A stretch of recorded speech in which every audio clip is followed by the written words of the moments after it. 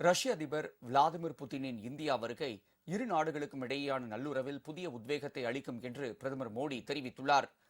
ரஷ்ய அதிபருக்கு குடியரசுத் தலைவர் திரௌபதி முர்மு விருந்தளித்து கௌரவித்தார். 2 நாட்கள் பயணமாக இந்தியா வந்திருந்த ரஷ்ய அதிபர் புட்டின் நேற்று டெல்லியில் பிரதமர் மோடியை சந்தித்து இருதரப்பு பேச்சுகள் நடத்தினார். பல்வேறு துறைகளில் ஒப்பந்தங்களும் செய்து கொள்ளப்பட்டன. இதைத் தொடர்ந்து குடியரசுத் தலைவர் மாளிகைக்கு வருகை தந்த ரஷ்ய அதிபரை குடியரசுத் தலைவர் திரௌபதி முர்மு வரவேற்றார்.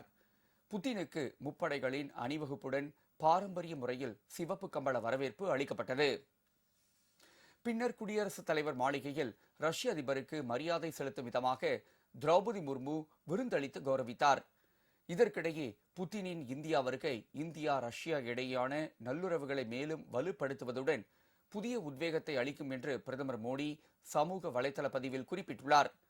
புட்டினின் தொடர் ஆதரவுக்கு பிரதமர் தமது நன்றியையும் தெரிவித்துக் கொண்டுள்ளார்.